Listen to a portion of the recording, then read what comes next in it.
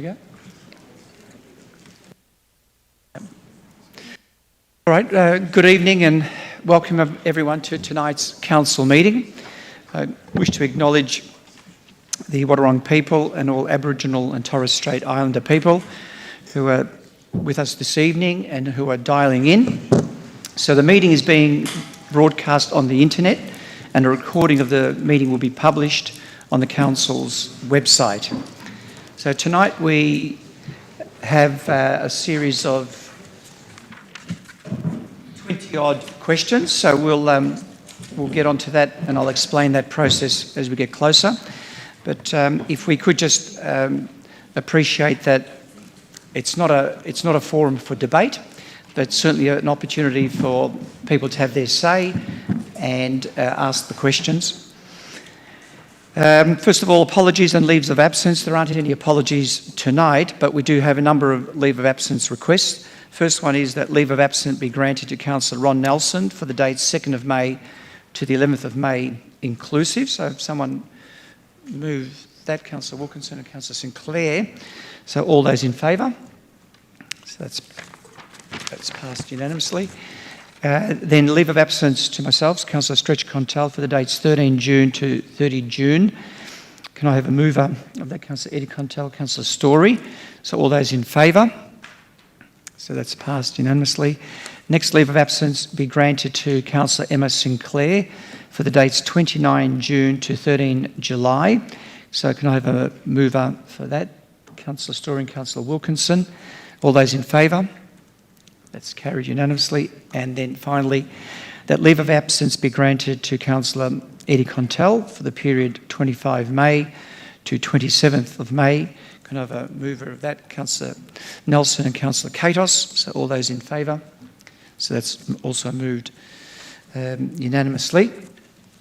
Declarations of conflict of interest. Are there any declarations of conflict of interest in relation to tonight's agenda? Indication is no. Then confirmation of the minutes of the meeting that was held on the 24th of March 2026. Can I have a councillor move that? Councillor Eddie Contal and Councillor Story. So all those in favour? So that's carried unanimously. So then in relation to question time, there, as I mentioned, there are 19 questions. And I'd like to give the opportunity for everyone to answer those questions. Ask those questions. Questions 6 through to 19 all relate to the creche service. So there will be some crossover of theme, but that's okay. People are entitled to ask their question. But in the interest of trying to ensure that we give everyone an opportunity to ask their question, we'll allow everyone to ask their questions, and then our Executive Director for City Life, he'll provide a detailed response that will capture the essence of the questions, and then everyone who has asked a question will be provided with a written response tomorrow specific to your question, and the answer to that question will also be put onto our website. Have I missed anything there, Anthony? That's fine.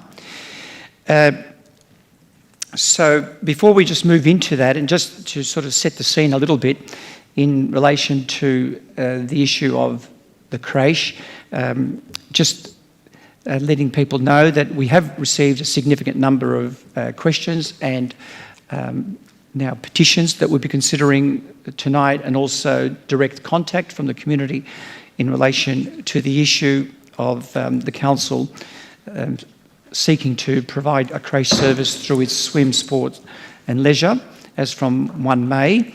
And we understand that the decision has generated strong interest and concern within the community, particularly from families who have used and who value the service. What I would like to clarify on behalf of the council is that this is an operational decision that's made by the officers within the city and was not considered or voted on by the council in the chamber.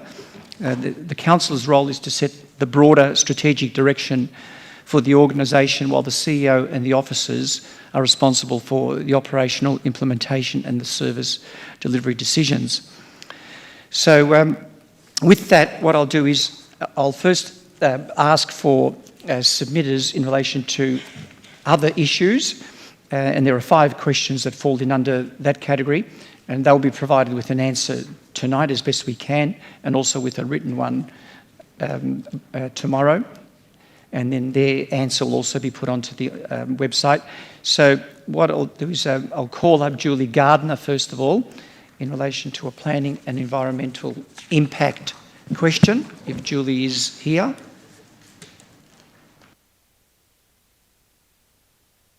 No. And then the next question is from Cassidy Pritchard in relation to school crossings, if Cassidy is here.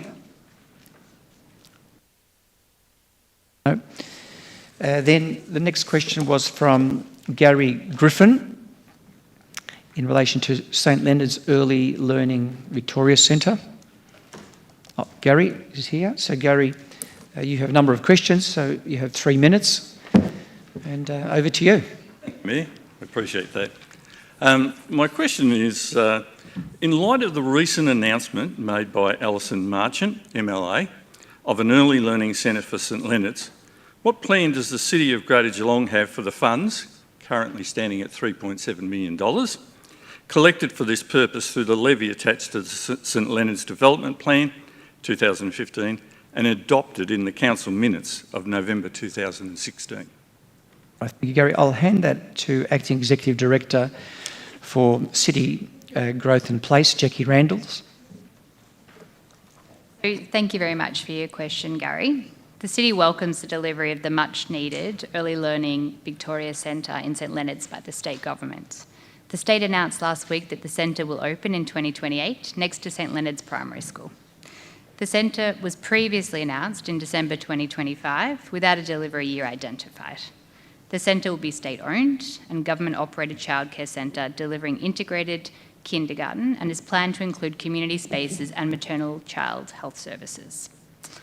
The 2015 St Leonard's Growth Area 2 Shared Infrastructure Funding Plan that you refer to includes a contribution towards an early years and community hub.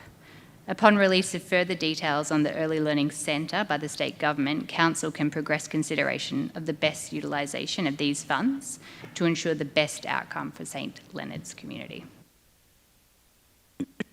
Thank you. Then Gary, your second question. My second question is one that I have raised, in fact, with Councillor Story before, and it relates to the interest on things such as the Development Fund. Currently, that interest is going into general revenue. So the question is, will the City of Greater Geelong be putting the interest earned from this money for the financial year 25-26, that is this current financial year, back into the fund? My estimate is that's about $140,000. Gary, so again, I'll hand that over to Executive Director for Growth and Place, Jackie Randalls. So the interest received on our cash reserves, including developer contributions, is recognised as general revenue of the City and is used to fund the services and infrastructure we deliver. Thank you. Thank you for that question. The next question is from Jenny Knox in relation to St Leonard's Early Learning Victoria Centre. So, Jenny, you have 2 questions. Thank you. I'm representing St Leonard's Community Care, and I am a resident of St Leonard's. In 2019, my husband and I purchased land in the new Sea Change Estate, Stage 1, and like many other landowners, both paid the infrastructure contribution and the community cash centre contribution. These payments were collected under the Section 173 agreements adopted by Council in 2016.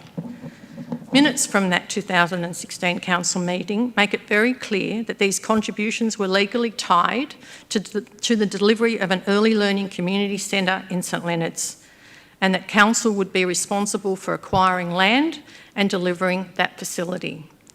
They also note that developers would contribute more than $2.5 million towards this purpose, with payments received progressively as the growth area developed. Today, with delayed payments including indexation, the fund has grown to more than $3.7 million, contributed in good faith by property owners who purchase land from developers. We also understand that interest earned from this fund has been transferred by Council into consolidated revenue rather than retained in the Section 173 fund.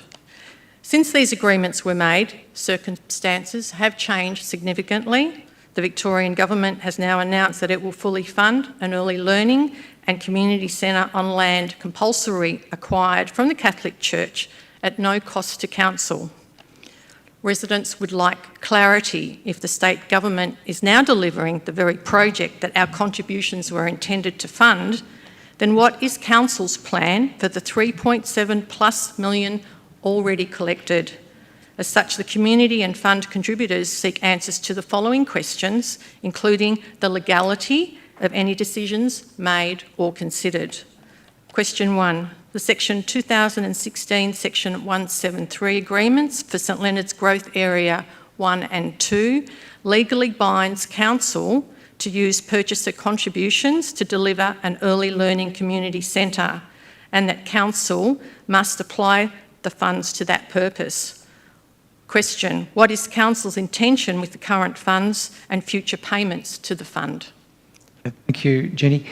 So hand that to the Acting Executive Director, Jackie Randles, for Growth in Place. Thank you, Jackie.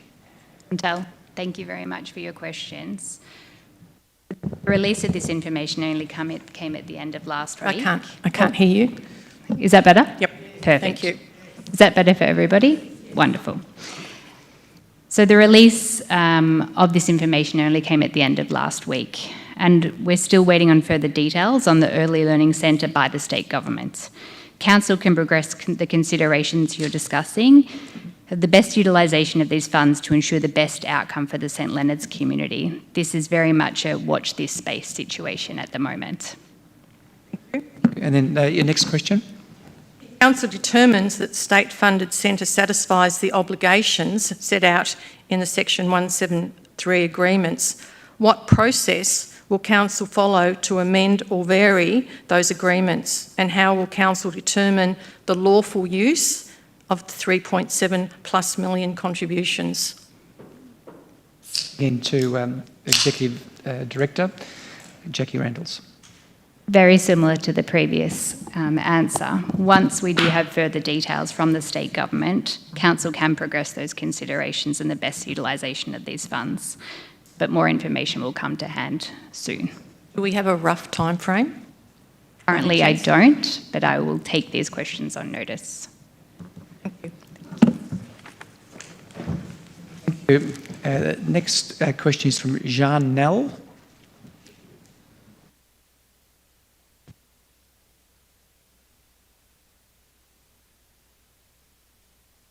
Jean, so you have two questions. Mayor, councillors.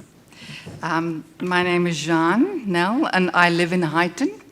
I'm a member of Cool Geelong, an independent community-based organisation that advocates for responsive and sustainable tree management in Geelong. My first question, the schedule to clause 43.1 of the Heritage Overlay of the Greater Geelong Planning Scheme requires that applications involving major ground disturbance in the HO 1617 Rocky Point Heritage Area at 4953 Riversdale Road, Newtown, include an archaeological survey to determine whether there are any subsurface remains of the Mineral Spring Complex, Aboriginal sites, or other artefacts of significance. In relation to the planning application for 45 Riversdale Road, Newtown, also known as the Barwon River Business Park, Council's Heritage Advisor noted that this requirement needed to be considered. The advisor also stated in their report, the provision of a CHMP, that's a Cultural Heritage Management Plan, should therefore inform the assessment of this application, while noting that their response that's the planning officer, response, was confined to post-European contact heritage. My question: could Council please advise whether an archaeological survey and cultural heritage management plan were prepared for this application? And if so, where residents can access these documents? Thank you. So I'll hand that to the Acting Executive Director for Growth in Place, Jackie Randalls. Thank you, Mayor. Evening, Jean, and thank you for your question. So no archaeological survey or CHMP were prepared as they were not required. It is noted that under the Heritage Act 2017, Heritage Victoria is the responsible authority for historical archaeological values. An archaeological survey was not required in accordance with the planning controls. In terms of the CHMP, the permit applicant provided evidence that satisfied that no CHMP was required.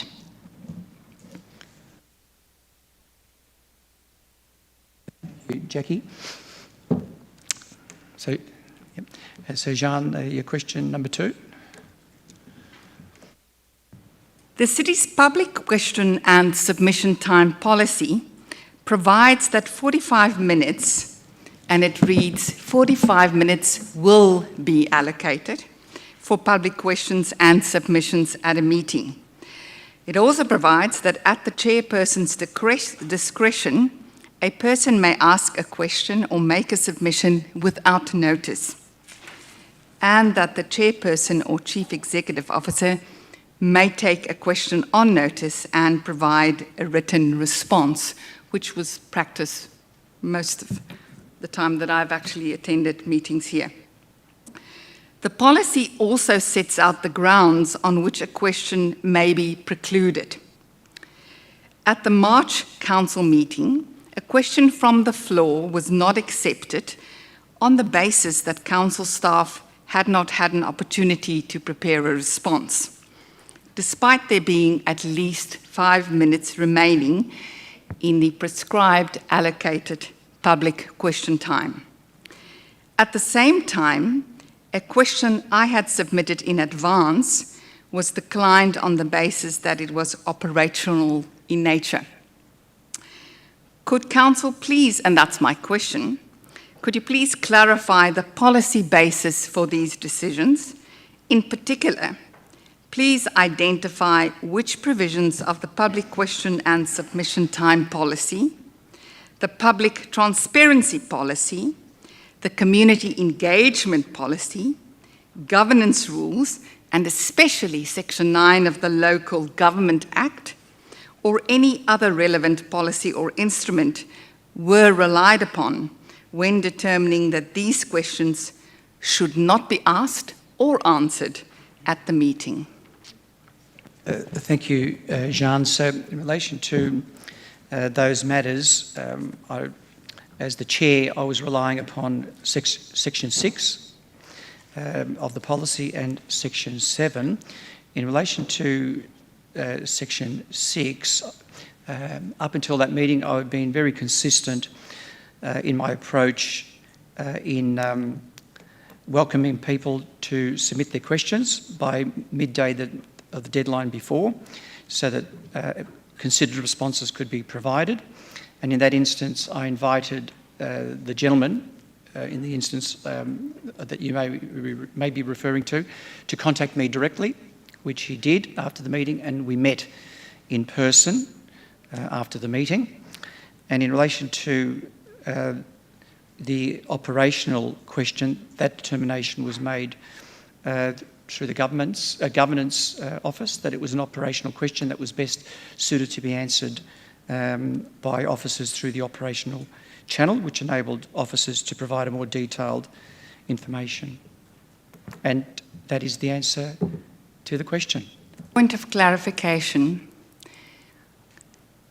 It is not a forum for debate. Actually, the rules. policy allows for a follow-up for clarification.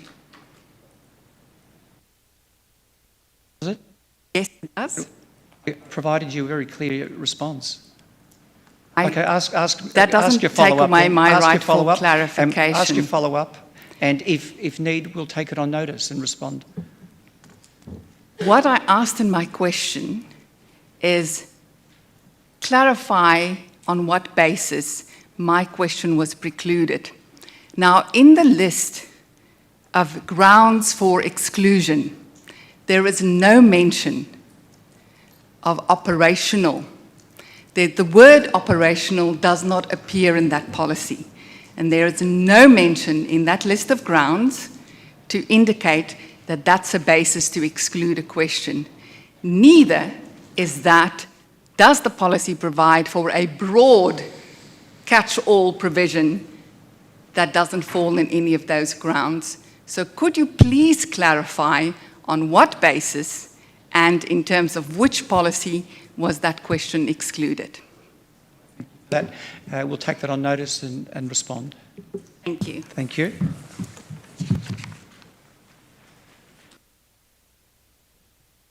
Now, I think we move into the realm of the creche services questions. So the first submitter I have here is Marie Newirth.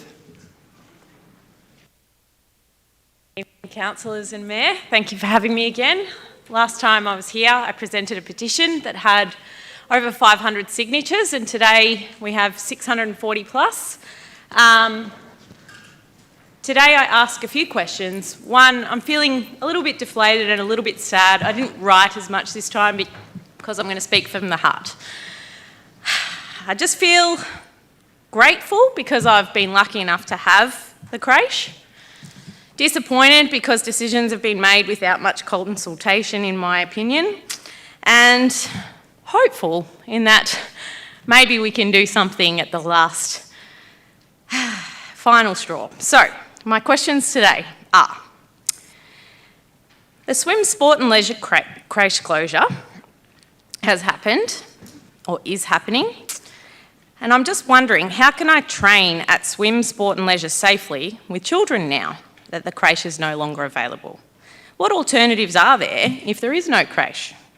I haven't been informed of an alternative for my children to attend the gym while they exercise. I'd love to suggest some alternatives, but haven't really been consulted. And your website, the Swim, Sport and Leisure website, did state, swim, sport and leisure centres provide safe, inclusive spaces for health, fitness and recreation in Greater Geelong region. I don't feel included, as I can't train safely with my children without a creche. So I'd like to know what the plan is. Second question. Second question is, can you confirm if a gender impact statement has been carried out on the proposed creche service closure and what the findings and recommendations of that assessment were? Thanks. We'll provide, the Executive Director will provide a response to encapsulate all the various questions tonight, and then a written response will be sent to you personally, and that'll also be put on the website. Thank you. Something to drop out of it. Just fallen out of the bag below your chair there. Thank you. All right, so then Elise Carey.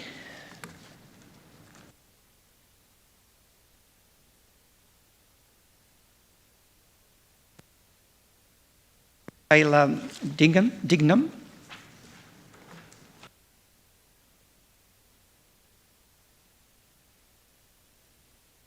I'll be Michaela tonight. Right, Ewan Maya. Yeah, okay. Yeah, thank you. Apologies, it's written in the first person. So, my name is Michaela. I'm an East Geelong resident and work as a registered mental health nurse in a child and family mental health and wellbeing service. I'm disturbed by the Council's decision to close creche services, which is a direct hit to women and families. These are essential services staffed by essential workers. There is no substitute for these services or anywhere else that we can go as parents for this occasional care. These centres are essential for community and family mental health and wellbeing. The Council and leisure centres have spoken about sustainability as the reason for closing these creches. I want to be clear that all of us want the same thing, for this essential service to be sustainable. In my correspondence about this issue, I was informed by a senior council officer that public consultation was occurring and that all options have been and are being considered in regards to the creche operations.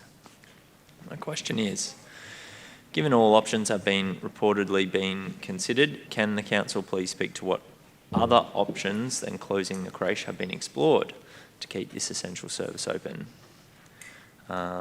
Question 2. The data underpinning this decision to close essential creche services says that there are only 75 members currently engaged with the creche services, that the service is underutilised and that there was community consultation as part of this process. There's also been reference to a gender impact statement. The number of 75 is inaccurate as it only captures people who use the creche who are currently swim, sport and leisure members. This excludes many Geelong families who depend on these essential services on a casual basis but are not members, including mine. Furthermore, the stipulation that creche services are underutilised is different to the everyday experience of families, many of whom report contacting the creche to be told the service is booked out. Regarding the alleged consultation, I'm a member of a Facebook group with over 120 members concerned about creche closures, and when the group was polled recently, no one was consulted by the council on the issue.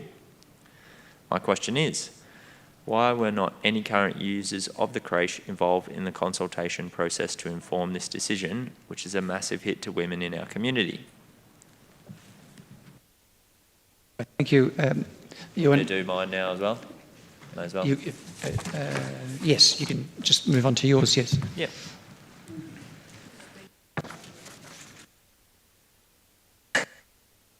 What options have been explored in relation to increasing the utilisation of the creches? Please respond with particular focus on what advertising and marketing efforts have been made to make sure new parents are aware of this service. Question 2. What has been the assessment of what the impact of closing the sport and leisure creches would be on the users of the creche service? Could you please share the results of that assessment publicly if it has been done?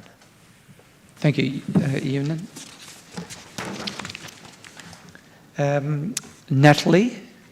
I don't have a surname, just Natalie.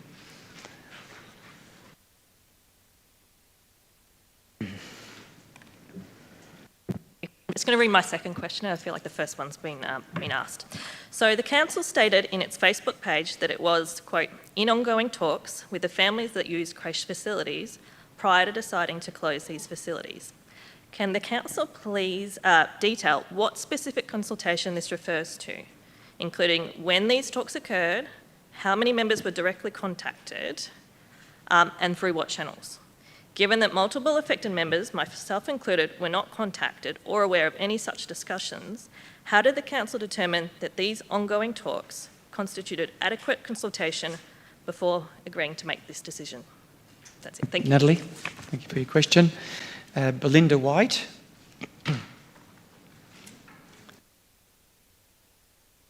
Good evening, councillors and members of the City of Greater Geelong. Thank you for being here. Thank you for taking the time to listen to myself. My name is Belinda White.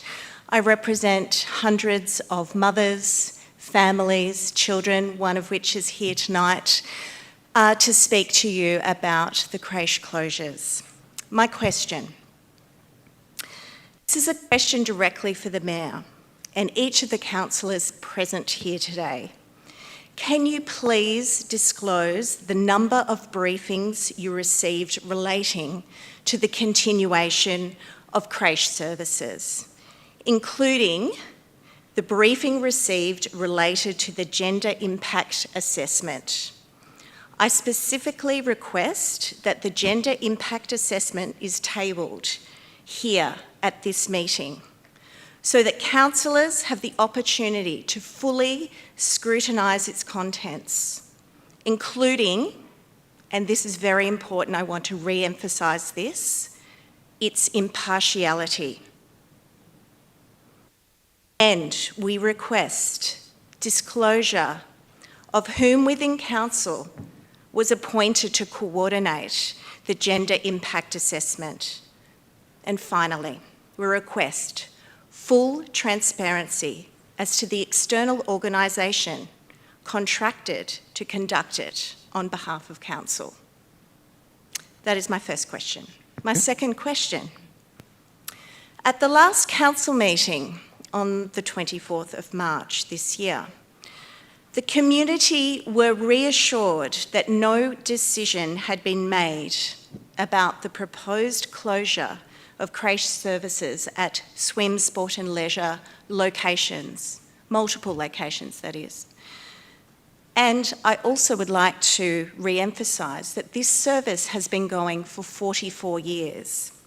With this in mind, I wish to request a copy of the draft budget that was prepared for this meeting and full transparency on the budget line items for creche services at this time. I do understand that the budget process of council and whereby a draft is gazetted for feedback, and however, I would expect to see that the creche services were budgeted at this point in time. If in fact a decision had not been made to close the creche services, this transparency would be greatly appreciated by all families and parties who have signed the petition that was submitted on the 24th of March, but also the petition that will be submitted tonight. And for those members of the community that signed the petition that are present here today, people that signed the petition, Mayor. Thank you, Linda. All right, thank you. Austin Clark.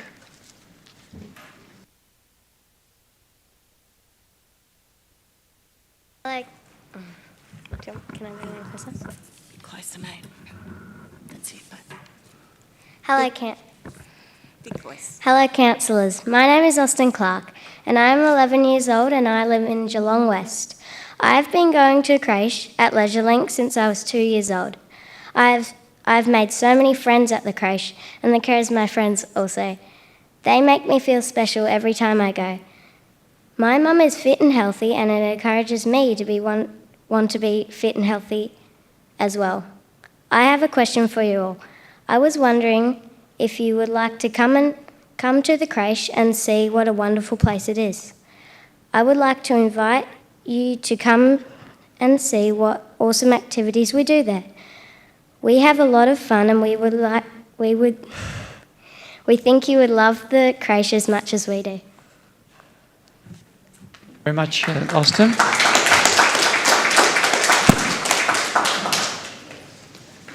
Next question is from Alita Moriarty, proxy Belinda White.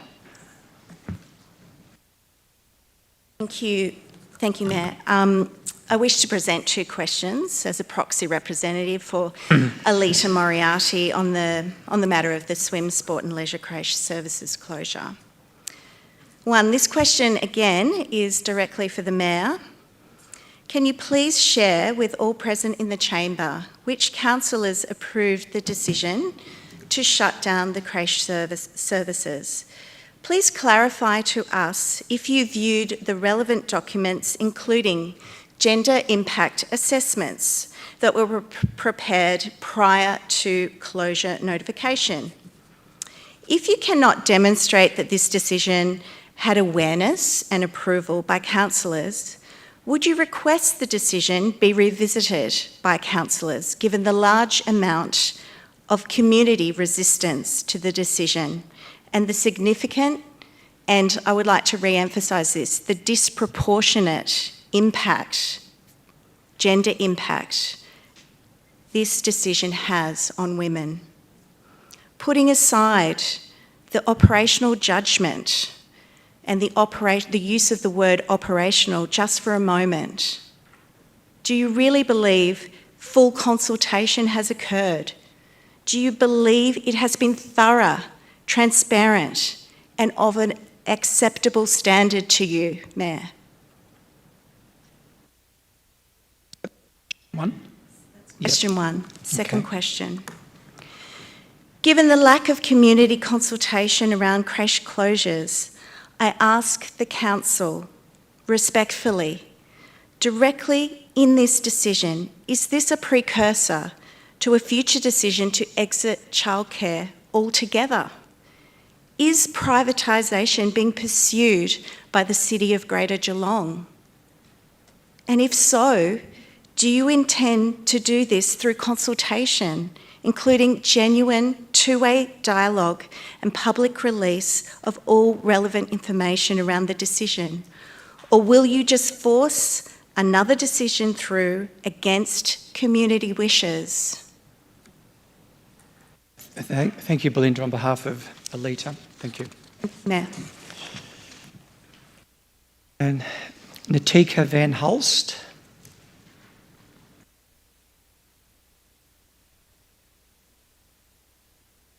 Anne Glan Bertelsen.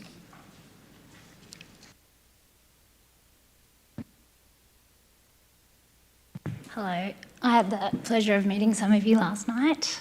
Thank you, Mayor and councillors.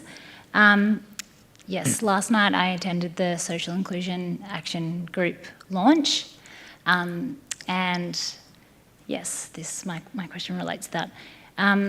Geelong Council has a Social Inclusion Action Group which recognises single parents as being particularly high risk, 57%, of being lonely.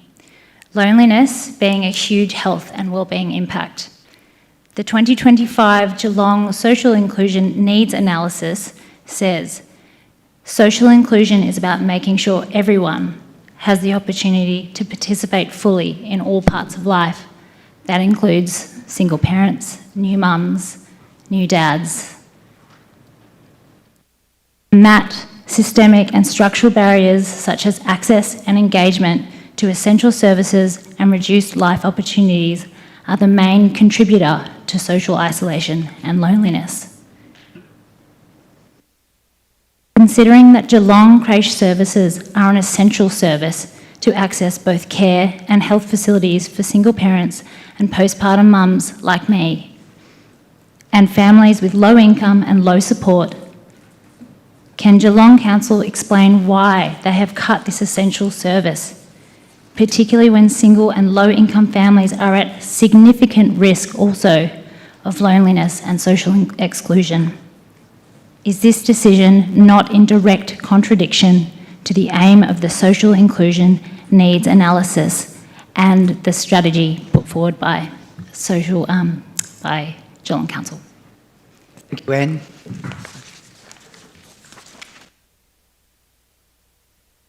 Ashley Scannell. Ashley Scannell? No. Gary Oriuk? No. Emma Jones?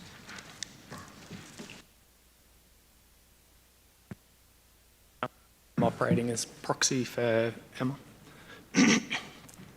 Good evening, councillors. To help families through the transition of losing creche services, the council has offered families 3 months of free access to facilities and complimentary swimming lessons for members' children. This offer has outlined to us the complete lack of understanding from Swim Sport and Leisure and the City Council of why these services are so important. For many families, we are no longer able to access any facilities as we no longer have creche childcare available. For many families with multiple children, the only way they can access swimming lessons is for one child is by having the childcare option available for the other children. To put it plainly, it is not possible to attend a swimming lesson swimming in the pool with one child whilst caring for the other children. It is not possible nor allowed to exercise ourselves in the gym or in a fitness class with a child at our side. Question 1. Is the City Council or gyms able to provide any useful assistance to families to help counter the negative impact for this decision has had on us? For example, refunding 3 months of membership and swimming lessons already used rather than offering 3 months of free membership we can no longer access. Question 2. Furthermore, will the data used to support the decision to close down our creche service be made available to the public for independent review? Thank you, Nick. And then you can move straight to your presentation and questions. Good evening, councillors. Closing creche is not a neutral adjustment.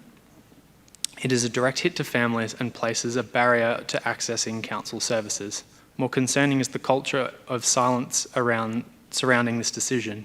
A staff member who must remain anonymous for fear of reprisal has shared this with me.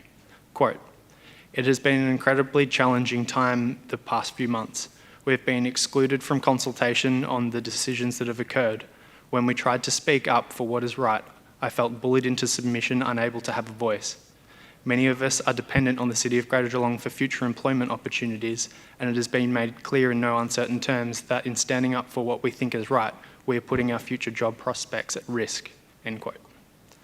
Given these reports of bullying and the bypass of public consultation, I'm struggling to see how Council has satisfied its legal obligations. Specifically, I draw your attention to 3 critical failures. Gender Equality Act of 2020, under Section 9, a gender impact assessment is mandatory for services with a significant public impact. The refusal to confirm if this exists suggests a serious risk of statutory non-compliance. Governance rules. Labelling a 44-year-old service closure as a mere operational matter to avoid the chamber appears to breach Rule 3.46.3.1 of your own governance rules, which requires formal reporting for changes to service levels. Abuse of delegation. The CEO's delegated authority under the S5 instrument is not a blank cheque. It must align with Council's own strategies for community wellbeing. This unilateral abolition risks undermining Section 106 of the Local Government Act and calls into question the procedural validity of the decision, potentially requiring independent internal ombudsman review. Question 1. What safeguards were in place to ensure that the staff consultation and internal feedback on this proposal were provided freely and without fear of reprisal, and what steps have been taken to independently verify that those processes met Council's standards of fair and meaningful engagement? Question 2. The Council has claimed usage of the service is approximately 7%, a figure that I've yet to find anyone who can independently verify or reconcile with lived experience of the service. In practice, many users regularly report that they are unable to secure bookings due to the service being fully booked, which raises the question about whether the stated usage figures accurately reflects demand on or access constraints. On that basis, can Council provide the public with a methodology used to calculate the 7% usage figure, given concerns that Council made these figures intentionally misleading and not fully representative of actual service demand? Thank you for your questions. That concludes the questions that have been submitted. So at this point, as I intimated, I'll hand over to Executive Director for City Life, Anthony Basford, to provide a collective response. And as I mentioned, all those questions will receive a written response tomorrow, and then the answers will also be put onto the website. So, Thank you, Mayor, and thanks everyone tonight for coming in and asking the questions. I also want to highlight that I understand that this is a challenging issue and that it affects some parents and carers in our community, and also acknowledge that it disproportionately affects women who are primary caregivers. I've read the questions and will respond to the key issues raised, and I will be providing a single response as outlined by the Mayor. Firstly, I want to re-emphasise that this wasn't a council decision as has been referred to. The role of councillors is to set, and council is to set the long-term strategic direction of the organisation, including risk appetite and financial sustainability. The decision around creches was made by officers at operational level in accordance with the Local Government Act 2020 and this under CEO delegation from council. City officers are required to provide frank and fearless advice to the council, and sometimes this obligation means making difficult decisions. The role of an officer is to be impartial and review the evidence when making decisions. We understand that this decision is at odds with some in our community. However, it has been made for sound reasons, carefully considered prior to the decision. There were 5 key reasons for the decision: changing regulatory compliance requirements, low demand for the service, financial sustainability, providing creches is not core business for swim, sport and leisure, and strategic misalignment. When all these factors are taken into consideration, the decision to discontinue the creche service is reasoned, responsible and strategically aligned. There's been considerable questions and commentary about the Gender Impact Assessment, or GIA, which we undertook, and with it some misunderstanding around the role of a GIA. GIAs are internal working documents. Their role is to act as an analytical framework which supports the independent and evidence-based decision-making process for officers. They contained detailed evidence, internal data, risk considerations, sensitive workforce impacts and preliminary analysis. Documents like this inform the final decision. They are not in themselves the final policy or decision. As they contain considerable amounts of sensitive and commercial information, it is not standard practice to publish these, and that stance is consistent with advice of the Victorian Gender Equality Commission for the public sector. Instead, the Act requires the organisations like ours to demonstrate how gender impacts have been considered and addressed, which is met through the inclusion of GIA summaries, key findings and actions in progress reports submitted under the Gender Equality Act 2020. So that it is on the record, we did undertake a GIA during this process and we provided it to councillors in full yesterday. Here, and I will explain that there was also a previous briefing around that. Here is what it found. Data identifies that caregiving is unequally distributed and has gendered impacts, with women and gender diverse carers more likely to depend on the service. However, when balanced against the issues of financial unsustainability, declining demand, escalating regulatory and operational risk and misalignment with the city's strategic objectives, the GIA supports the discontinuation of childcare services at swim, sport and leisure facilities. I'll now go into some of the information on the questions specifically that have been asked. Firstly, regarding the consideration of alternate options. We undertook this work throughout the process, but at the end of the day, no other options could ensure that the adequate safety and supervision of children as required under child safe standards, especially following recent government reforms. Other options explored included having an external operator provide the service and providing an unsupervised space within the gym group exercise rooms, but the same issues with compliance and viability arose from these options. On the issue of physical and mental health outcomes for the community, this has been taken into consideration and we recognise that creche does provide a benefit for some members in our community.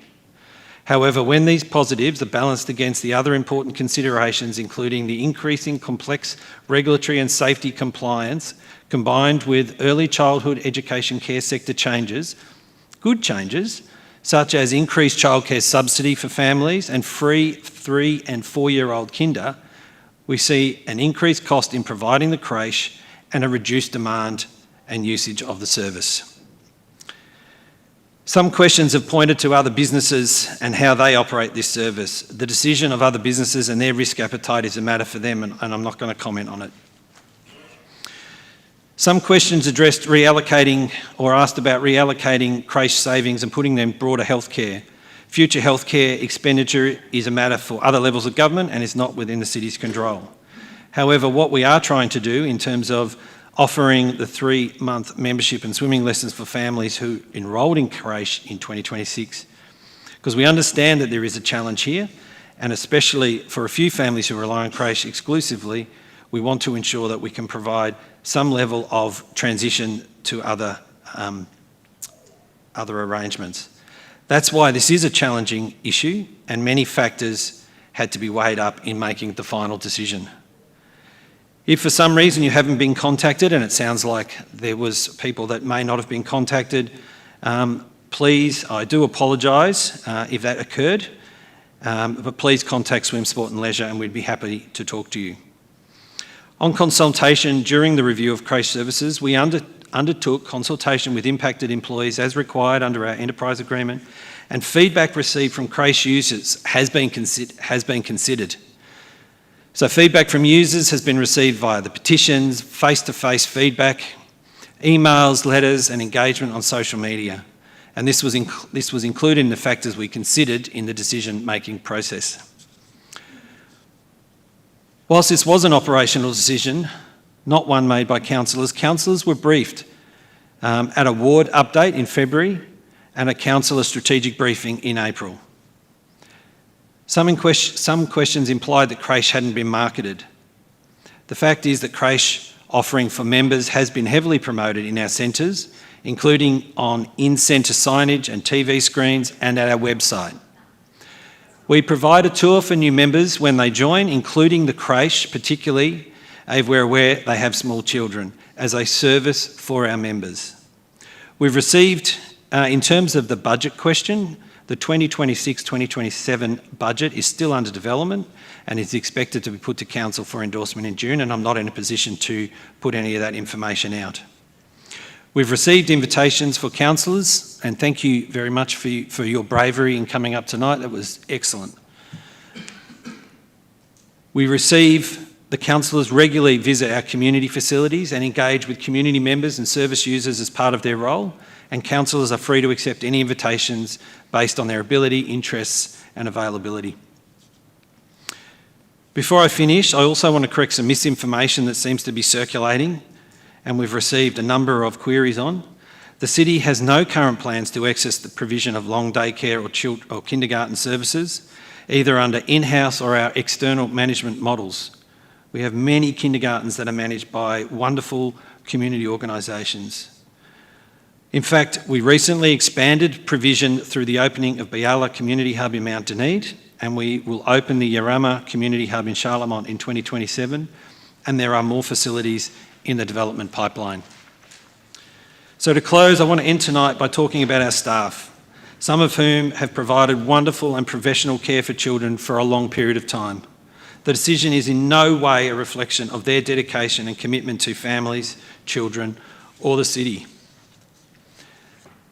Some of the commentary during this process that we've seen in community has been disappointing. Whilst feedback is always welcome about decisions we've made, and we're open to and upfront about explaining why we're making these decisions, threats of abuse and other similar conduct is completely unacceptable, and I have a zero tolerance for this type of behaviour towards my staff. Feedback and questions must be posed respectfully, and in turn we will respond in a respectful manner. So again, my thanks for your interest in this and the questions that have been asked around this matter, and my response will be part of the minutes of the meeting. Thank you, Mayor. Thank you, Anthony. We then move to petitions. We have a number of petitions tonight. First one from Belinda White. So I now invite Belinda to speak on behalf of your petition. You have 3 minutes or 5? You have 3 minutes, Belinda, to speak generally in relation to your petition. Thank you, Mayor, for inviting me to speak on behalf of the petition here today. So I wish to present this petition as a proxy today for Dr. Elise Davey to support the continuation of creche services at swim, sport and leisure facilities. As a representative of the people who have signed this petition, I'm requesting that the decision to close the creche services is reversed, or at least paused, until adequate community consultation is conducted. The full disclosure, thank you, Anthony, for answering some of the questions around disclosure, but the full disclosure of all briefings to councillors is not clear to us still. The gender impact assessment reports and transparency of the 2006-2007 draft budget at the time of the last meeting would be requested, and we would respectfully ask you to demonstrate that the creche was at that time budgeted for. It is also our request to you, Honourable Mayor, assert your authority over this potential injustice that could occur due to this operational, as you call it, operational decision. We request that budget is allocated to this essential service until a full investigation and a review of the process is conducted, which means please continue the creche services until the end of financial year for when the creche is actually funded for.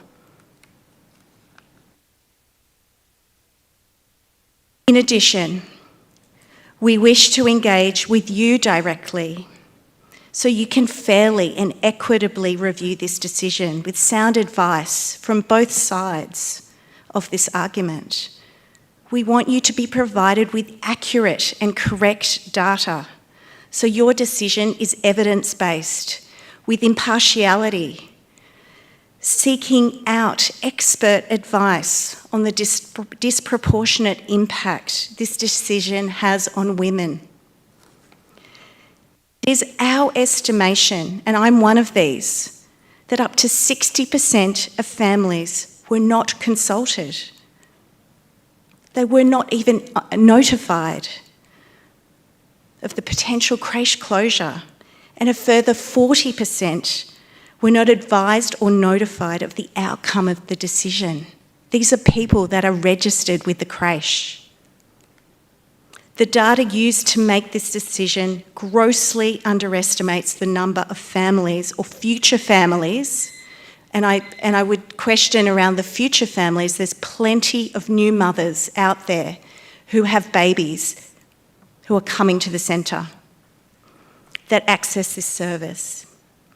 We've also been told that families who have completed an application to join the creche have been denied the service and have already been turned away, despite the fact that the creche is still operating. We appeal to you, please assert your authority, Mayor, by upholding the rights of your constituents for a review. Consider options. Advocate to keep at least one creche open until a more rigorous review is complete. The creche is actually funded until the end of financial year, as I mentioned earlier. Keep the creche open until this time so there is adequate community consultation. If our requests for further review are not thoroughly and carefully considered, we will be assessing our rights as a group to launch a formal appeal, which we will do so through the state government, statutory authorities and channels that preside over such matters. But on even a more basic level, on the grounds that we have not been adequately consulted, and despite our requests, no practical alternatives have been sought, we urge you all to seek simple, practical, realistic solutions to this issue.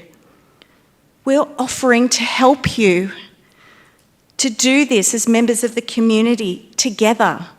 We deeply care about these creche services and all the people that have been members and the services that they provide. They are essential for mental health. They're essential for mothers, to our community, to the well-being of our children. The evidence is in writing. Almost 1,000 signatures collected in less than 3 weeks opposing this unjust decision. The community has spoken. Please listen and act. Thank you, Linda. Silvana Bonaccio.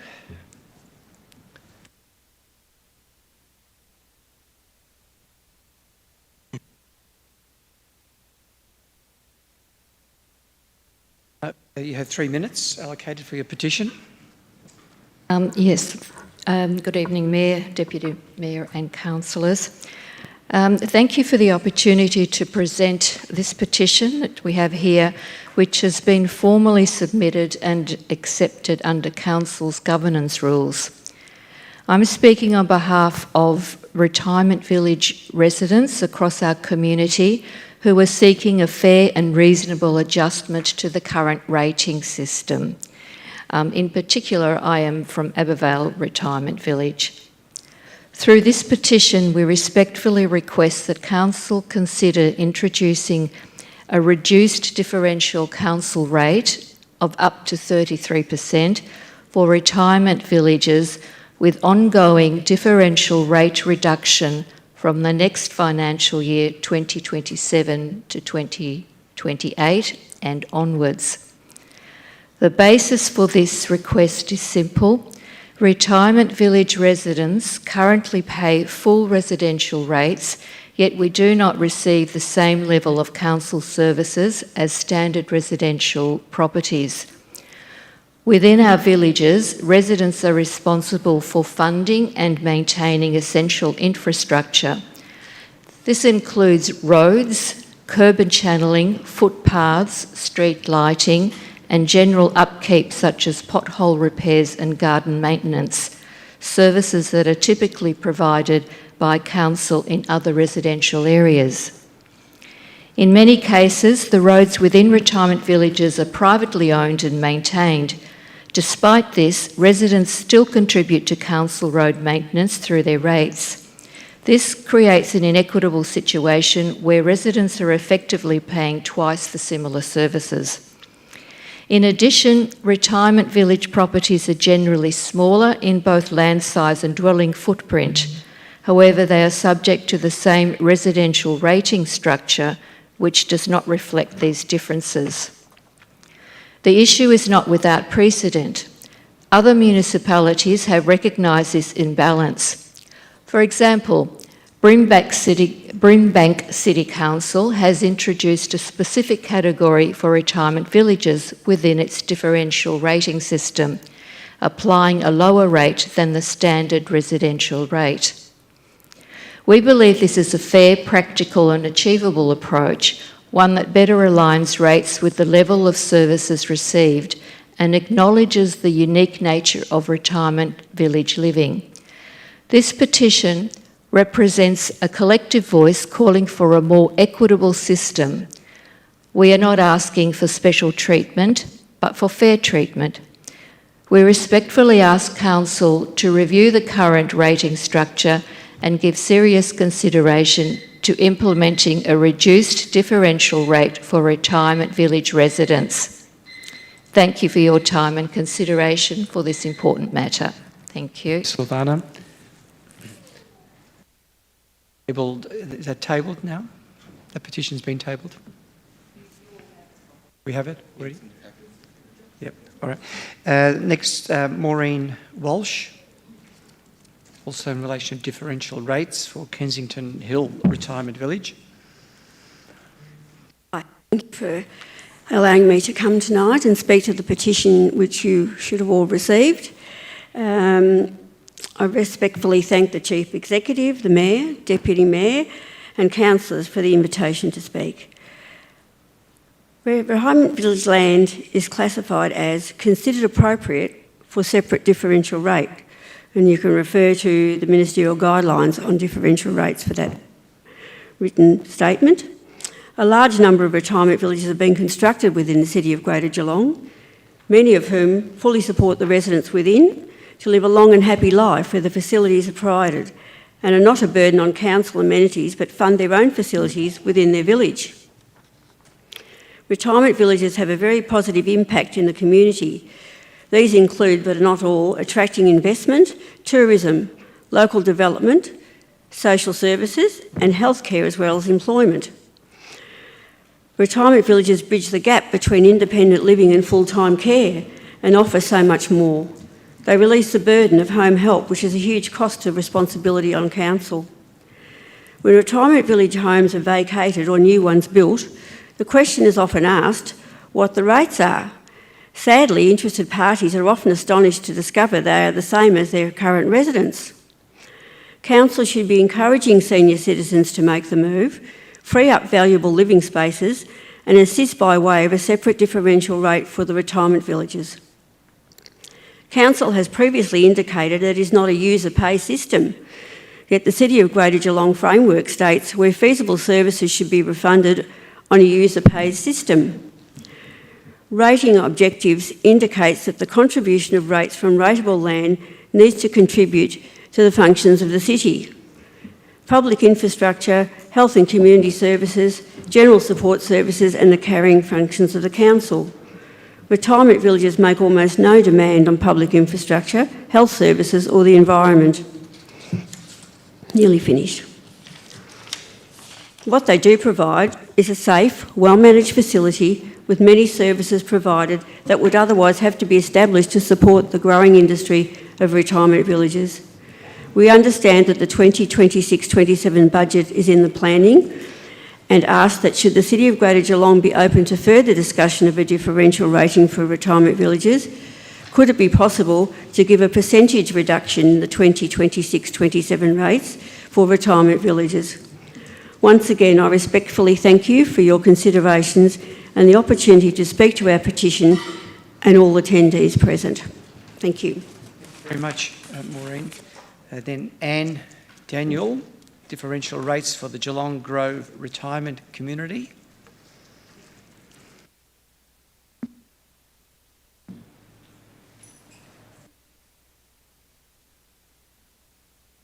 Good evening, Mayor. Good evening. Deputy Mayor and councillors. My name is Anne Daniel and I represent the residents of the Geelong Grove Retirement Village, which is located in Barwari Road, Marshall.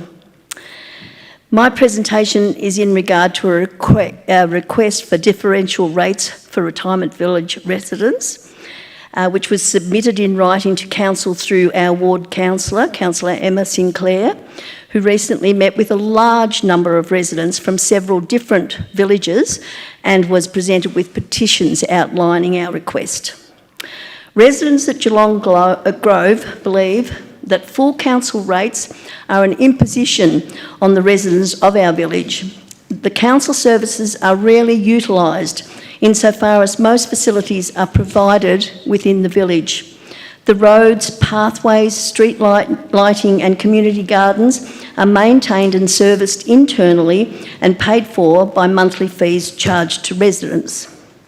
Council provides collection of waste, including recycling, green waste and hard rubbish. In reference to green waste, we are provided with only one green bin per 3 units. In reference to collection of the hard rubbish, there's provision for 297 collections per year, but less than 50 collections are actually carried out. The average age of our residents is in the mid-80s, with 20% of our people being in their 90s. Council would understand this results in a greatly reduced use of council services. Many residents no longer drive, and in fact, many very seldom leave the village. We have been investigating other residents within our suburb and have found that many pay the council rates in the vicinity of $2,000 per year. We have calculated between 3 or 4 of our units could fit on most residential blocks or a comparable piece of land. We pay rates of approximately $1,500 per year. This equates to between $4,500 and $6,000 for the same area. Added to this, we note most of these other residential homes accommodate young families who obviously have higher use of council facilities, whereas our residents are past using most of what council offers, instead utilising what is available within the village. I found it rather insulting that part of council's response to our submission included mention that if people can afford to buy into a retirement village, they can afford to pay rates. This is quite an erroneous and moreover provocative statement. Our residents are mainly pensioners. Compulsory superannuation did not become law in Australia until 1992, meaning our residents are not benefiting from long-term accumulation of a superannuation. They have brought into the village for the security it offers, and what was manageable financially a few years ago has increasingly become a struggle, with retirement incomes not keeping pace with inflation. Many residents are single pensioners who have an income of approximately $31,000 per year.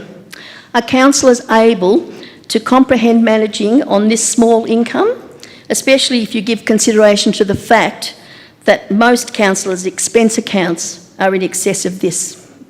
In conclusion, I thank you for listening, and I request that you give time and consideration of a reduction of between 25 and 33% for the rates for the 27-28 rating period. Thank you.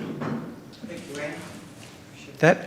Then next petition, I now invite Councillor Emma Sinclair to speak on behalf of the petition requesting differential rates for Barwarrie Gardens Retirement Village.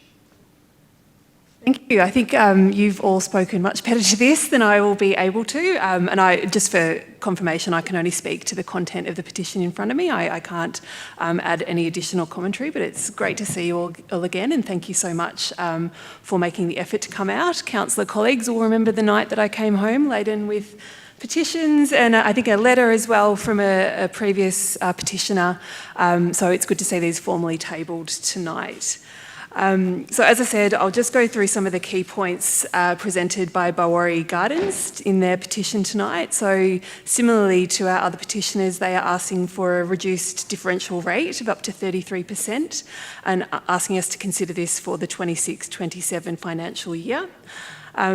They represent a retirement village which has 181 units, which is providing accommodation for 270 residents, and I believe there's 150 residents that have signed this petition.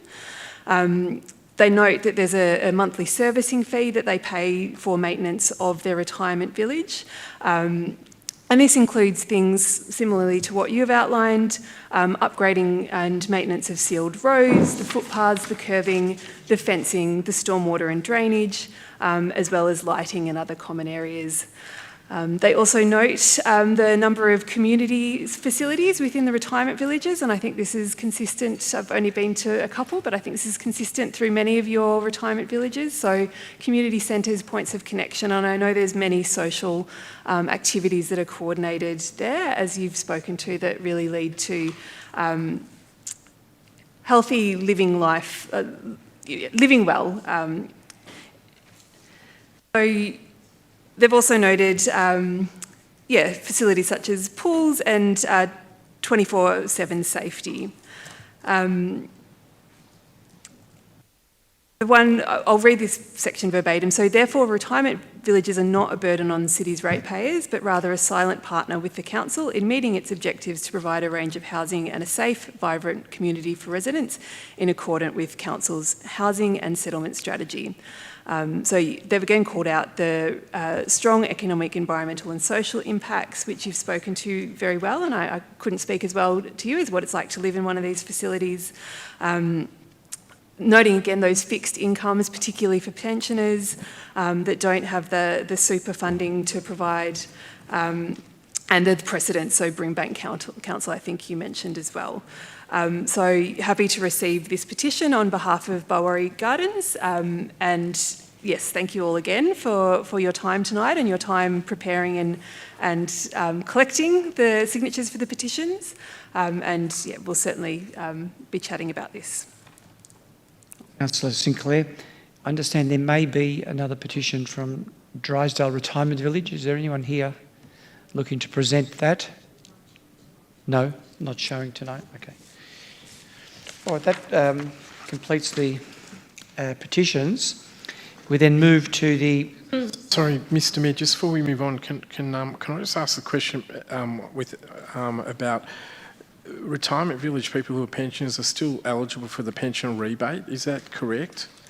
So there is a... Yeah. Through you, Mr Mayor, yes, that's correct, Councillor Aiken. That's a state government rebate.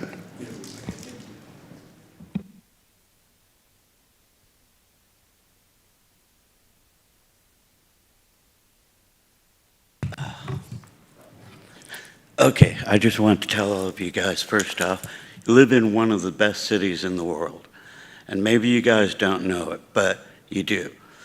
You have trees, parks, rivers running through it. This is the most beautiful place. I remember when you guys had the Cordell Evans race going through here, the announcers told you guys, you live in a paradise. And you do. All problems aside, this is the best place, and it's easy to get people to come here.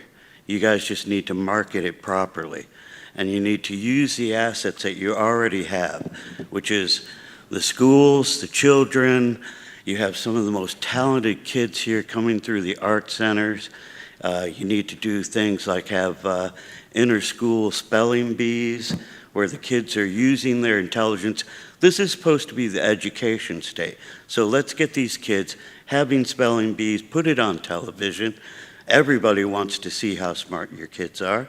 So you figure, let's use that as a marketing for Geelong. And then that way, we can show everybody what a beautiful city you have. And I think that that should be really the focus on a positive future for us, because we can make this an even better city, granted. But right now, it's already great. And so, you figure there's so much talent out there, and you just need to put it to use.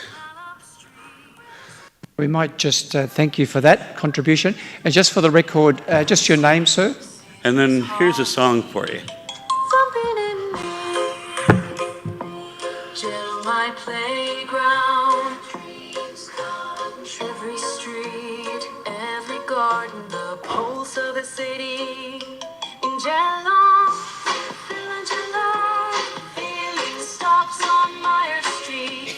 Each one with a story, a part of the city. Now you get the general idea here is that we have business-friendly solutions that will attract people here. Lots of kids who are podcasting, they're taking advantage.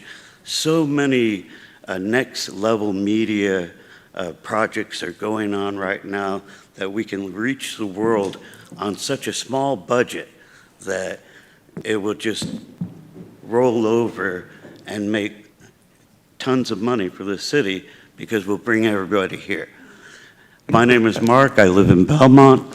I love this city, and what we need to do is have an I Love Geelong type of promotion here, right? One that says, I love this city, just like they did in New York. I love New York. Well, guess what? I love Geelong. And I want all of you to love Geelong as much as I do, okay? Fantastic. Thank you for that.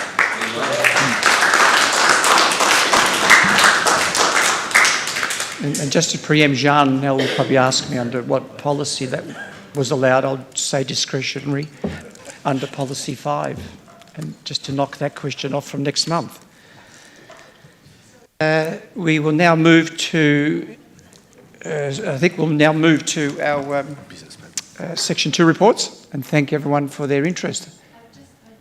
Looks like we have no rules at all tonight. Interrupted. I was going to say something and the gentleman stood up because I thought we were still talking about the rates thing. Oh, we've moved on from that. I just want to say one thing is that we don't own the houses and we don't own the land.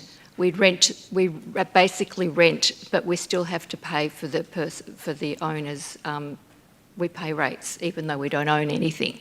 Just wanted to clarify that. Thank you. Thank you for that. All right, so now we will move to Section 2 reports. Can I have a mover for the draft open space strategy? Councillor Aitken moves, Councillor Edikontel seconds. So Councillor Aitken. Thank you very much, Mr Mayor.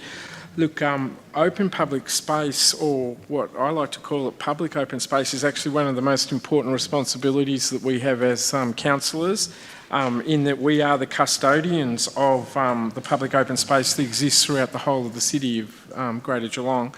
And certainly we learnt during COVID how important public open space was for the community, because in fact you were restricted a number of times, and the only place you could go to was the public open space that was immediately near your property. What this strategy is doing is it's updating the strategic management and custodianship of public open space.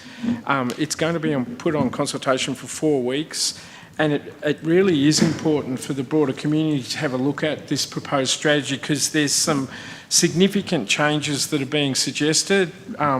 The open space strategy talks about creating a hierarchy in terms of our public open space, and importantly, the suggestion is that we actually should be looking at disposing a number of our public open space throughout the city. And as a consequence, the community should be giving us some feedback now about how they feel that as a management strategy or an operational strategy associated with our public open space. The challenge that we do have is that I think we do have to, if the strategy is adopted, it should have a mechanism in it to actually measure communities' sentiments, especially if public open space is going to be sold. So please, I encourage the officers to actually say, don't just use this 4-week consultation process that's it for public open space, and yes, it's a carte blanche opportunity to start a disposal and creating regional public open spaces. A number of our pocket parks are actually very well loved in the community in the City of Greater Geelong, and I hope that any mechanism that's put in place can ongoing measure the community's expectations and sentiment about a decision to either create a regional park or to sell off small pocket parks. And that would give me more comfort about the policy if there was that mechanism introduced, because what I've certainly learned in my local government history is that once public open space is sold, it's very difficult to be able to get it back. And so we do need to have checks and balances if that does occur. And the other comment, which I shared with my fellow councillors when this was briefed to us, there is nothing significant in the document about partnerships and in terms of how we share the custodianship of our public open spaces in the City of Greater Geelong. And look, I started in an era when we had adopter parks and they were well resourced and they were well supported by the broader community. I would encourage the community to give us feedback if they would like to actually reactivate that opportunity. I certainly believe with the confined financial environments that we now operate under, from the federal, state and local government areas, we do have to look for building social capital and taking some of that social capital in the community to help manage our public open spaces. And if we can develop if the strategy talks about a commitment to developing partnerships with our community to develop and maintain and undertake the stewardship of our public open space in the Geelong community, I think that would be a really good outcome that this council should be very supportive of if it is brought to us. I'll leave it at that, Mr Mayor, and allow other councillors to talk on this important strategic document. Councillor Aitken, Councillor Eddie Contell. Thanks, Mr Mayor. Councillor Aitken's correct. It is an important document. It's the first time we've seen an open green space strategy come before us. And as is noted in the report, Geelong's forecast to grow by 50% over the next 20 years. So the decisions we're making today will impact the community for decades, as were the decisions that were made during the 50s, 60s, 70s and 80s on the parks that we have today. So in my opinion, parks and green spaces are not a nice to have. They're actually an essential piece of infrastructure that the community needs. And it was never more evident than during COVID-19 when so many of our lives were restricted and the only access that we had was parks that may have been close to our homes. And so you could imagine how those were impacted that didn't have parks or green open spaces near their homes, particularly when we had restrictions on how far you could travel. What the draft clearly shows is that there are areas that enjoy high quality open spaces. In many of the established, in many of the established suburbs and the older suburbs, we often see parks that are potentially undersized, poorly located, or may not be fit for purpose anymore. They might have been fit for purpose in the 60s and 70s, but they're not fit for purpose today, whether it be through the playgrounds that they've got in or the infrastructure, whatever that may be. And where we live too often determines the quality of open space that we can access. And that's what the strategy is trying to achieve, is to look at inequities and gaps. And that's why it's important, as Councillor Aitken said, that we get the community's feedback. The draft is not the final word. It's a consultation period and gives the community the opportunity to tell us what's working, what's not working, and where investment should be prioritised. What would they like to see? Do they want better parks? Do they want safer parks, more greenery, more trees? Do they want dog parks? This is the opportunity for community to give us that feedback. The strategy is intended to focus on protecting existing spaces as well, and making better use of what we already have. I guess I refer to that as sweating the asset and making sure that we've got the correct play equipment, enough play equipment, with paths, trees, connectivity, barbecues, whatever that may be, is making use of the space that we have. Many of us have got parks in areas that we live in. It's a nice piece of land, but it's got a little swing and a slide that's plonked in the middle of it. And that's not making the asset work for the community. There's quite a number of parks in the ward that I represent that certainly could use infrastructure and certainly could use more investment. So I'm really hoping that the community in those areas, the Hamlin Heights ward and the northern suburbs, really speak up for the parks that they want to see in the future. So I support the report going out for consultation, but I think it's also upon us, again, as councillors, to make sure that community know about the report being out there and know that they can put submissions in, because it's really, really important. Councillor Ed Contal. Any other councillor? Sinclair. I think, as my colleagues have talked about, open space is really important to our community, and you can see that with our Respond to the Plan for Nature and Geelong being a tree city of the world. This is really important for our Geelong community. I think colleagues have spoken about the community health benefit and mental health benefit, particularly in times of lockdown.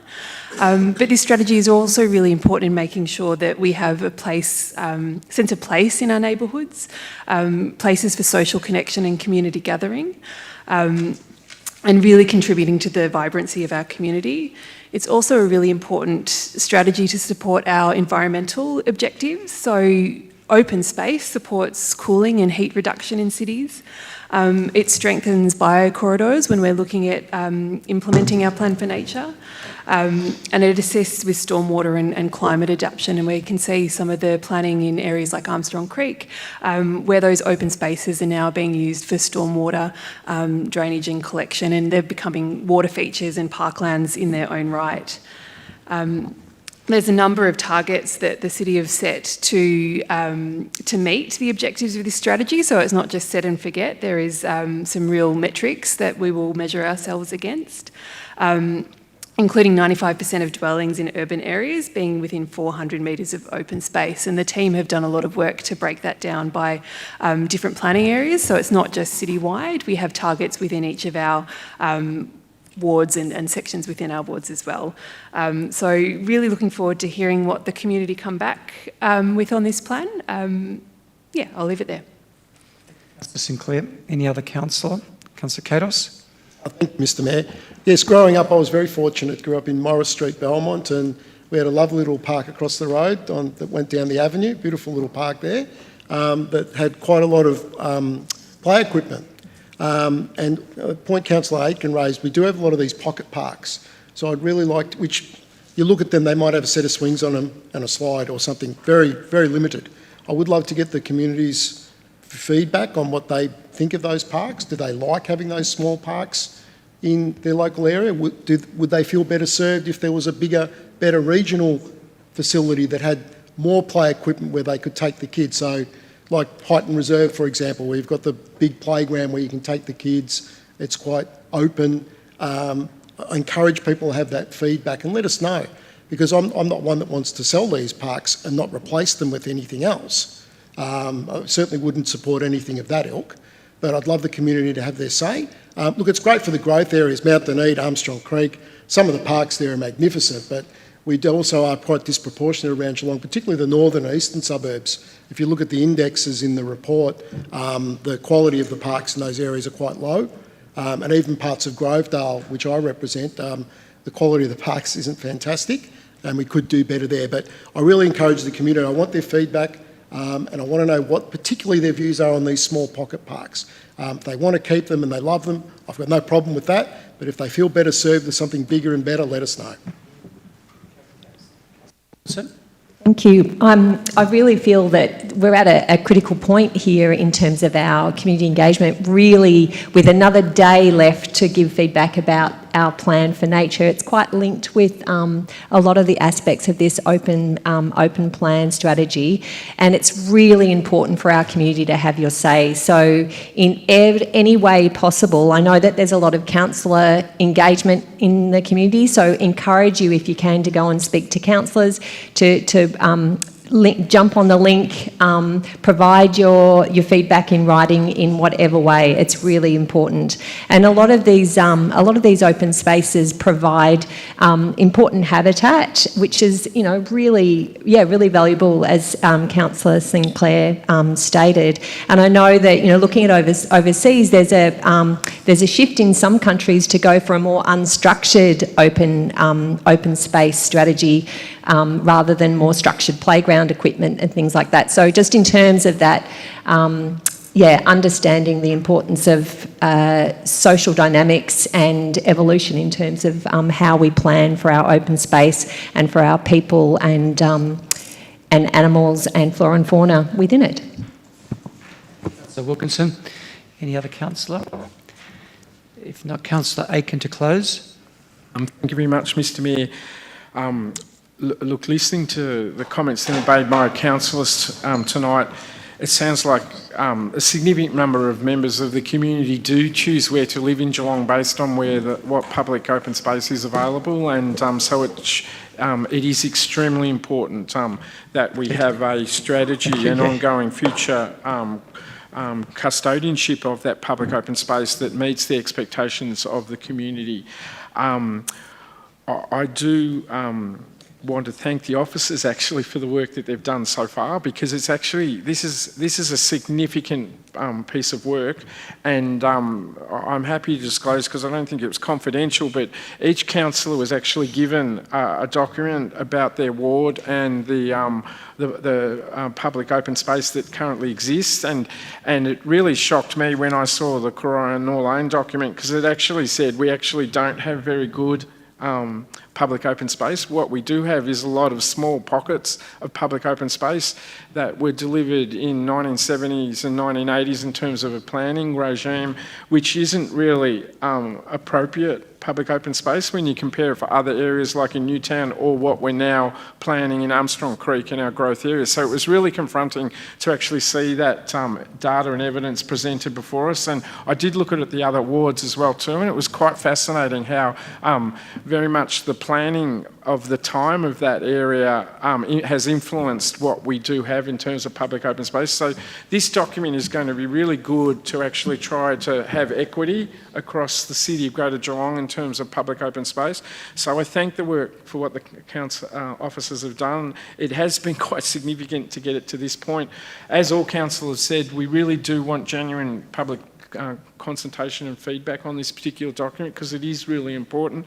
And if, as I said in my opening remarks, if we can get a mechanism that can check in on the community's position, especially if we are going to sell public open space, I think that's really important. And the importance of actually developing a partnership model with our community and council to undertake the future custodianship of our public open space would be a really good longer-term legacy for Geelong if we're able to do that. Councillor Aiken. So put that to the vote. All those in favour? So that's carried unanimously. The next item, Gully Road Series, finalisation of the special rates and charge scheme. Have a mover, Councillor Nelson. A seconder, Councillor Katos. Councillor Nelson. Thank you, Mr Mayor. This recommendation is to approve the final costs for the SRC 368 up in Gully Road Series. It was an SRC for $260,000, 50% to be paid for by council and 50% by the residents, of which there were 9. It was around $14,000 each. It came in just under 0.5% under budget. It was supported by the community, and you look at that road and you think, why was the majority of the community supporting a road for 9 residents? And it's because there was quite a lot of antisocial behaviour up there, and a safety issue as well. There was a fatality at that intersection, so it's a really important safety upgrade. Councillor Nelson. Councillor Katos. Yeah, thank you, Mr Mayor. Look, Councillor Nelson's summed it up pretty well. Look, they've essentially asphalted from the intersection of Barrable and Cochrane's Road down to where Gully Road bends around. Eventually Gully Road ends up down in Merriwap Road on our city limits. So it was a safety issue, as Councillor Nelson rightly points out, a lot of hooning and poor behaviour. Obviously gravel road and bends does sometimes attract the hoons, unfortunately.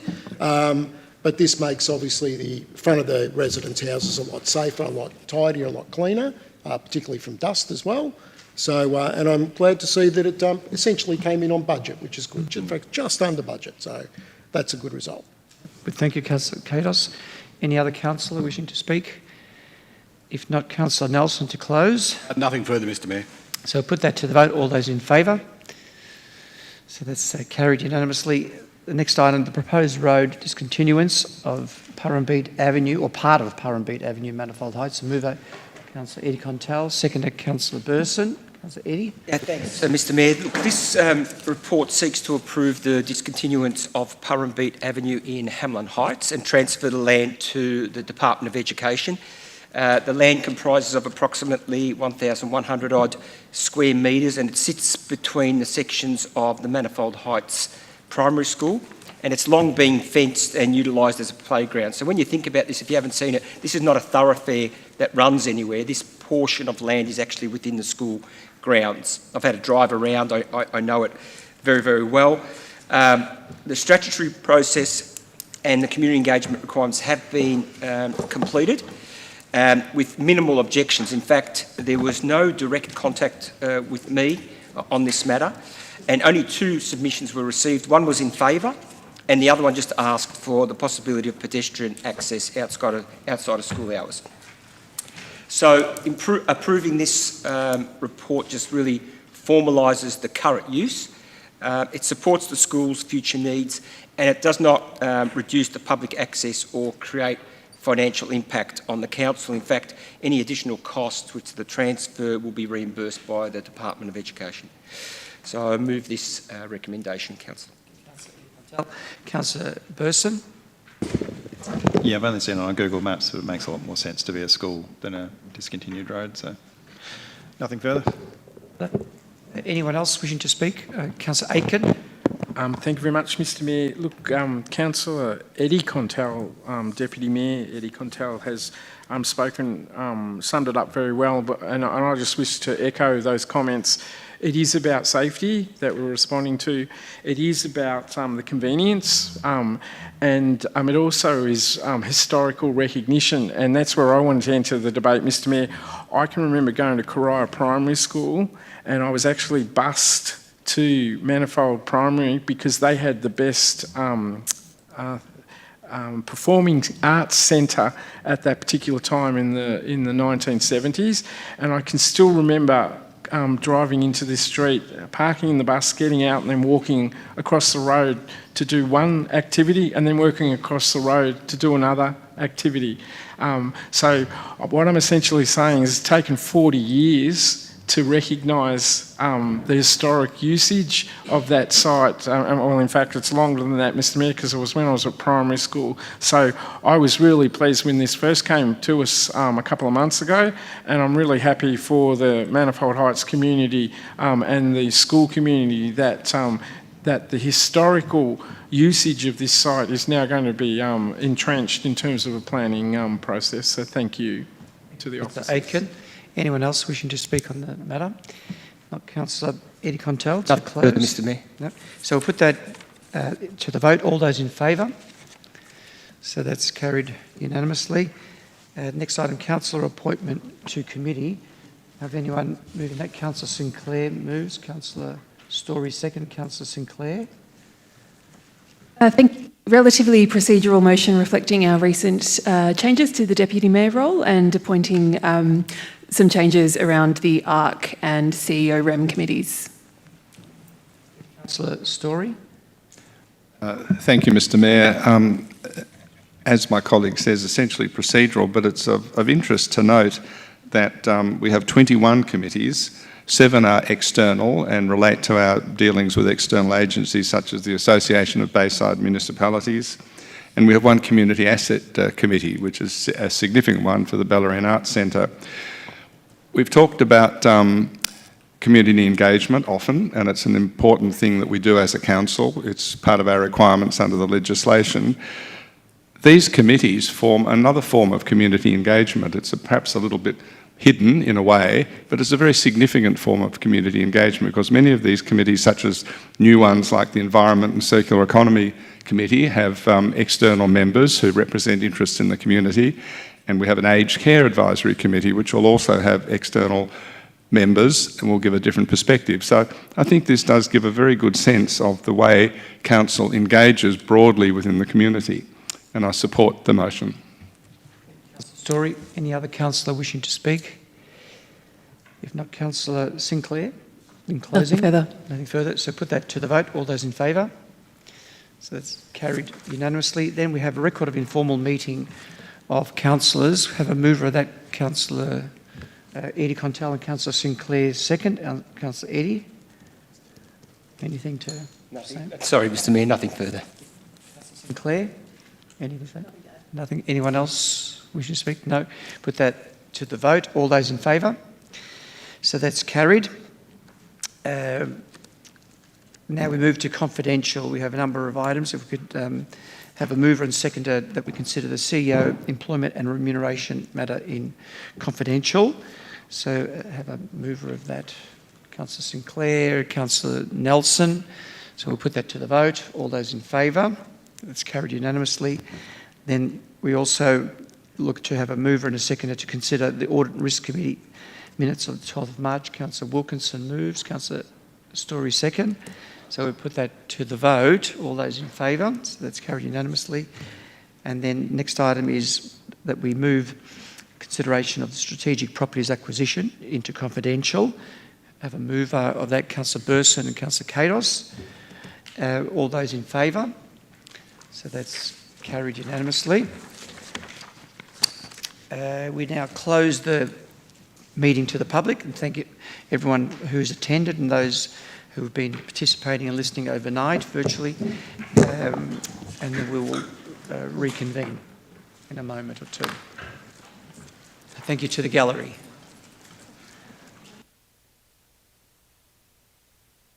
Pardon? You want to?